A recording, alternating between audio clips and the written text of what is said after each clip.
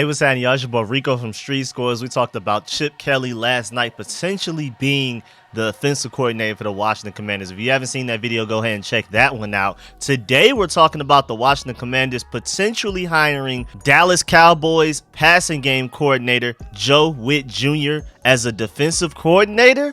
There are some reports saying that it's already in the works, it's already moving on, but then there's another report that says it's not confirmed, and I have not seen an official announcement from like Ian Rappaport or Adam Schefter, so we're going to talk about this as if he's basically the top defensive coordinator candidate. We're still going to dive into why he would be the perfect defensive coordinator for Dan Quinn, and I'm talking about even beyond the X's and O's and play calling and scheme. I'm talking about the perfect personality match with Dan Quinn being so passionate. Joe Whitt Jr. is like the perfect personality match so that they can maximize the Commanders' defensive talent, especially specifically that. Also, of course, it's always great when you're still in a top coordinator from the Cowboys, still in anybody great from the Cowboys, because the Cowboys have clearly shown that they would prefer to keep Joe Whitt Jr. as that defensive coordinator. With Dan Quinn leaving the Dallas Cowboys to become our head coach, it's already clear that the Cowboys are prioritizing keeping Joe Whitt as their defensive coordinator. So if the Cowboys really want somebody and we steal that person from them, especially in-house, that's always a bonus, man. But again, I want to emphasize that so far from what I've seen, this is not a done deal yet, but we're going to talk about why and why not this will be a great idea. But before we dive into all of that, make sure you stiff arm that like button, stiff arm the subscription button, and stiff arm the bell next to that subscription button so you get notification each and every time I release an informative and opinionated video just like this one. Make sure you stay tuned for all of the content. Again, I know I keep saying it, but I am very serious about it. I cannot wait to get into this draft stuff, man. And I'm already working on a Dan Quinn specific mock draft, so make sure you stay tuned for that very soon. I want to go ahead and get that out. Maybe even by tonight, maybe tomorrow. I want to go ahead and get that one done because I love talking draft. So I can't wait to where we just move past all of this coaching stuff and then we can just solely focus on free agency and draft, especially the draft, because that's my favorite part, arguably, of the entire season. I mean, of course, watching the regular season games are great, and hopefully watching some postseason games for the Commanders will be wonderful as well. But y'all know, man, I'm big team building, draft guy, film sessions, mock drafts. I love all of that. I can't wait to fully dive into all of that. But before we get there, we still got to talk about things like this, which are very important. I'm still excited to talk about, but I can't wait to get to the draft, man. But let's go ahead and get to this video right now. Let's get it.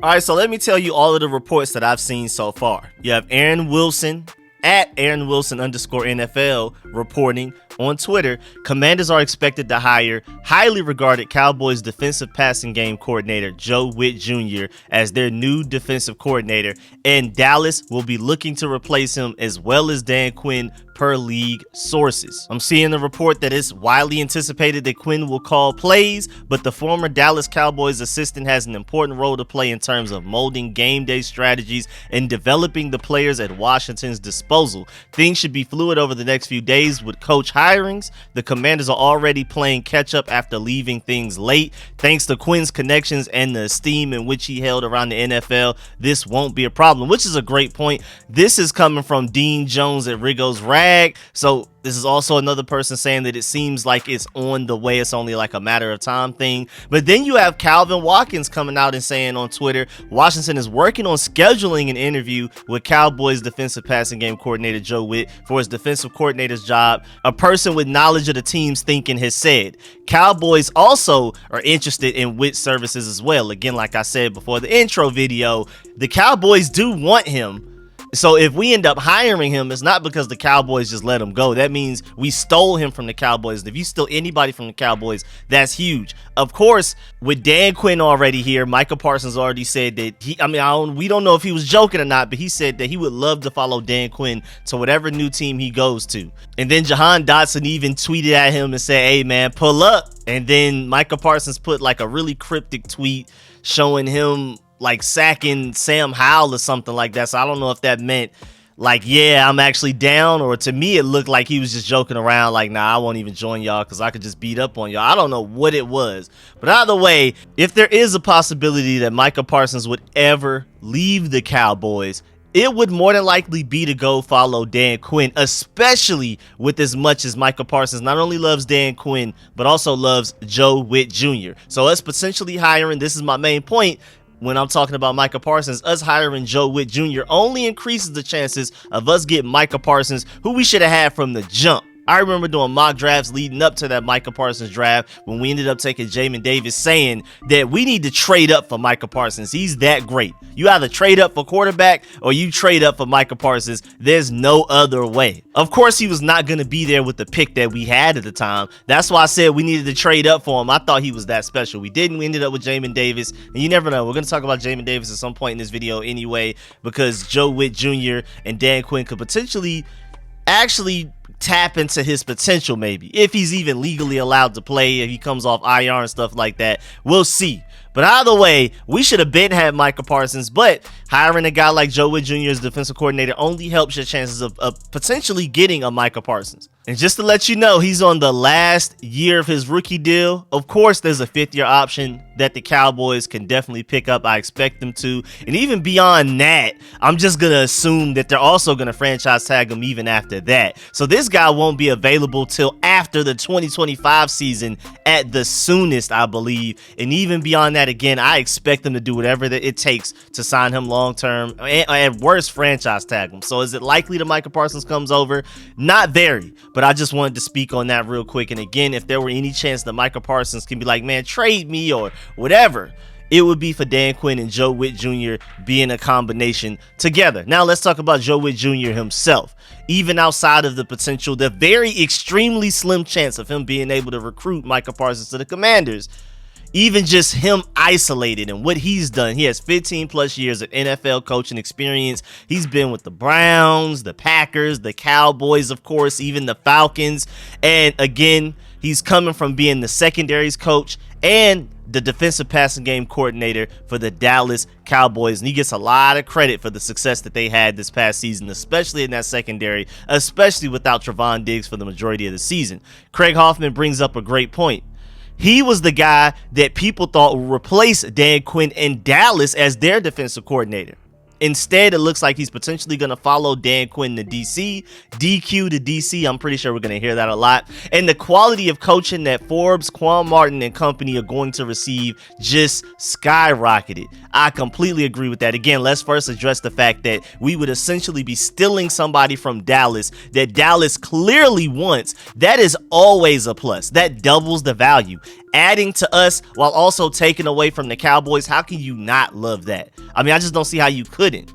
Also, I want to point out the fact that if there is any coaching staff out there that could ever unlock the potential of an Emmanuel Forbes or Quan Martin and all of these other naturally talented DBs that we have, that just all they need is better coaching, I believe, and they can succeed. If there's any coaching staff that can get that out of those guys, it's this coaching staff with Dan Quinn and Joe Whitt Jr. as a combination. Whoever they bring in, DB's coach and all of that type of stuff. We'll talk about that real soon, who they could potentially bring in for that.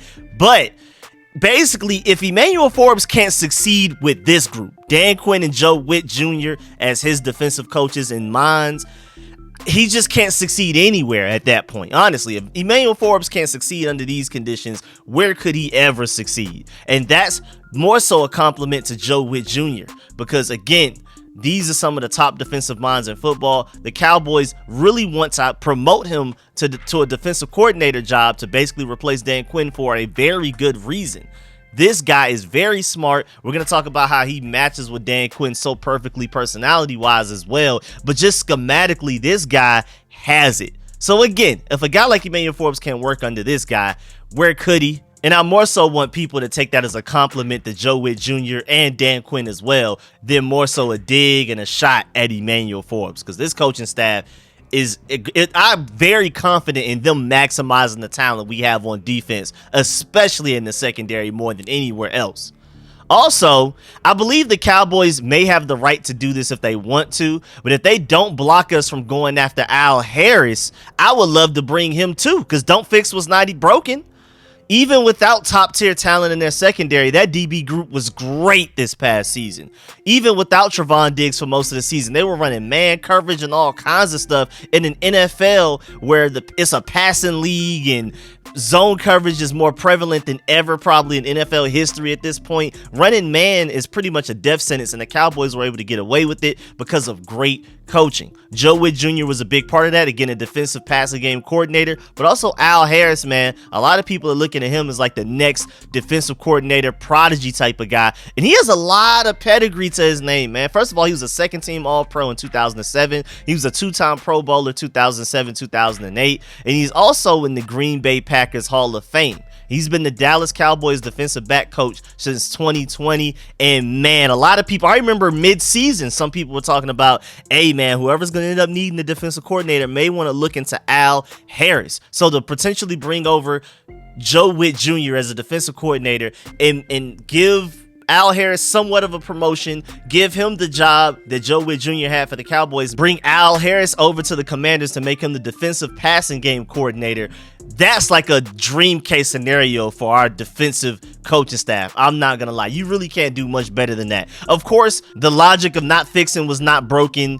Keeping that chemistry going is always beautiful. Like, that's always something you always want to strive for. Dan Quinn had so much success with that Dallas Cowboys defense until he ran into the Packers in the playoffs. Basically, really anytime he's run into Kyle Shanahan offenses, like I've already done a breakdown on the Dan Quinn hire and broke down like literally even just DVOA wise, advanced statistics wise, yards allowed, all of that type of stuff. When Dan Quinn goes against Kyle Shanahan offenses, that's when it gets ugly. Other than that, they completely shut people down. And again, X's and O's wise, with the way that how elite that defense just looked this past season, I would want to keep everybody that had anything to do with it. I want the secondaries coach. I want the linebackers coach, if you can bring. I want everybody. And a lot of people feel like Al Harris was the best coordinator, not defensive coordinator or offensive coordinator that the Cowboys had. A lot of people actually are more optimistic about Al Harris going from defensive backs coach to a defensive coordinator than people are optimistic about the current Cowboys offensive coordinator being able to do his job.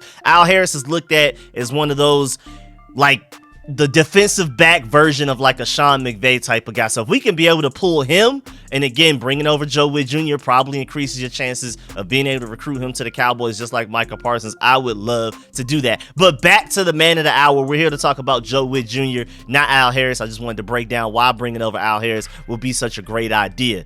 But when it comes to Joe Whitt Jr., even beyond just the X's and O's, like I've already foreshadowed earlier and briefly mentioned, I think what's super underrated about Joe Whitt Jr. is that he's the perfect match for Dan Quinn. Dan Quinn is like the emotional fire, the passionate guy, all of that type of stuff. Joe Whitt is the calm, collected, logical counter to that. Always level-headed, which is something Dan Quinn needs at his side at all times. You really need both to succeed. You need the passion, you need the leader of men, you need the guy that people will run through a brick wall for and things like that. That's Dan Quinn. Then you have Joe Whitt Jr., who's the calming voice, the logical thinker, the thinking ahead. When everybody else is too busy celebrating about a current play, Joe Whitt Jr. is the guy that's like, wait, come back to earth. We got to focus on what we got to do next type of thing. It's perfect. Like, there's even a situation that Joe Whitt Jr. brought up himself where the Cowboys got a pick six. I think it was DaRon Bland. And Dan Quinn was very busy being fired up, celebrating with the team and stuff like that. That's what he's known for. That's why players love him. That's why Micah Parsons has said that if he were to leave the Cowboys, it would potentially be to follow Dan Quinn. It's that passion that players absolutely love and would love to work for and go to practice every day. Like, man, I can't wait to practice as Dan Quinn being my defensive coordinator. You need that as well. But Joe Whitt was already on to the next play in this scenario. Well, this situation, not even a scenario, it actually happened. Joe Whitt is the one that thought about the fact that since DaRon Bland just had a pick six, that DaRon Bland is also probably really tired and probably should not go out there on special teams the very next play, because he played on special teams at the time as well. And he basically brought it to everybody's attention that, hey man, it's probably not best to throw DaRon Bland right back out there on special teams immediately after getting the pick six. He's probably super gassed and exhausted at this immediate moment. We should just throw somebody else out there before we just give up, basically potentially give up a return for a touchdown on the kickoff, because DaRon Bland is not at 100%. And that's the type of level-headed thinking that's the perfect counterpart, the perfect partnership, or you can call him a sidekick, whatever, for Dan Quinn and his passionate defense and coaching style. I mean, you literally can't do much better than that. You literally need somebody like that. Two fiery head guys. We may overlook the small details. Yeah, we'll get the big things right, but we may overlook small details like that, like human things. I mean, it wasn't even like an X's and O's thing. It was man, DaRon Bland is probably tired. Dan Quinn is so amped up about the pick six, he's probably not thinking about it. Probably nobody else is thinking about it, and that's Joe Whitt's job. And I'm pretty sure Dan Quinn has grown accustomed to having Joe Whitt at his side to think of those things. And so he may depend on somebody like that moving forward as the Commanders head coach and basically the guy that's going to orchestrate our entire defense. So I think Joe Whitt and Dan Quinn as a combination would be the perfect balance to bring out greatness in this defense. I mean, we cannot forget, and I believe Dan Quinn and Joe Whitt both deserve credit for this, that the Cowboys defense was bad before Dan Quinn got there. And from 2021 to 2023, they've been top 5 of defensive DVOA all 3 years. And for the example that I just gave you, both guys deserve a lot of credit. Of course, Dan Quinn probably deserves the most credit, but Joe Whitt Jr. fills in all of the blanks that Dan Quinn may overlook or forget about. He fills in all of the needs, and anything that Dan Quinn doesn't have, Joe Whitt has, as far as X's and O's and personality. They form like the perfect marriage of a great defensive system and a defensive coaching staff that can get the most out of players and maximize talent. So I also feel like we will finally value the linebacker position with those two guys leading our defense, man, because I don't know if y'all have noticed, but the linebacker position has had a big renaissance lately. I don't feel like they necessarily fell off the map. I just felt like people started to devalue them, and you know how markets work. If everybody colludes together and we just all act like the linebacker position doesn't matter as much, we don't have to pay these guys as much, we don't have to draft them as high and things like that. I feel like the linebacker position has always still mattered, but now I just feel like it's more so of a case where you can't hide it, because I already pointed out how most of the playoff teams had great tight ends. It was literally a tight ends playoffs this year, especially at the conference championship level. But also, quiet as kept, a lot of playoff teams had good to great linebacker groups as well. They are starting to be devalued just overall, but now look at the best defenses in the NFL. Great linebackers leading the way top to bottom, all the way through all of the elite defenses. So I think Dan Quinn is definitely aware of that, and I'm really excited to see what he could do with the guys we currently already have on roster. Even though it's technically only Jamin Davis, we got to re-sign Cody Barton if you want to. We got to re-sign Khalid Hudson, which I really hope we do. I don't want to bring back David Mayo, but right now we literally just don't have linebackers. Jamin Davis is the only linebacker on roster. He's on IR, and all of this legal trouble that he's going through, will he be suspended? Will he even be available to play in the regular season? Things like that. So we have to really focus on this linebacker group. We're going to have to address it in both free agency and the draft, but I'm expecting Dan Quinn and Joe Whitt Jr. as a combination to really prioritize that for real. And again, just going back to the DBs real quick, man. Joe Whitt Jr., with the special sauce he has going over there working that he's had with the Cowboys, man, you can bring that over here to Emmanuel Forbes and Quan Martin and all of those secondary guys, Derek Forrest. We have a lot of guys with a lot of talent. They just need better coaching. I mean, even Darryl Green said it himself. He was like, man, a lot of people are getting on Emmanuel Forbes' head right now. This was like sometime mid-season. And I'm not used to Darryl Green really speaking out against the organization like that. But he literally said, man, it's just coaching. Like, basically, if they just hire me, I can get greatness out of Emmanuel Forbes. And if there's any staff that can do that, it's this staff. And even just beyond Emmanuel Forbes, I mean, these first-round picks, Jamin Davis, Emmanuel Forbes, second round picks if you want to throw Quan Martin in there as well. We've spent quite a bit of high quality draft capital on defensive players, and we just have not been getting a lot out of them. And I believe this combination of Dan Quinn and Joe Whitt can get it out of these guys. If these guys can come in and help us look like we did not waste first round picks on these guys will be DMV legends immediately. I also want to point out the fact that Joe Whitt Jr. and Dan Quinn as a combination, I would say, have not had a combination of two defensive tackles as great as Jonathan Allen and Daron Payne yet. So if that's one less thing they got to worry about, and then they could truly focus on the linebacker group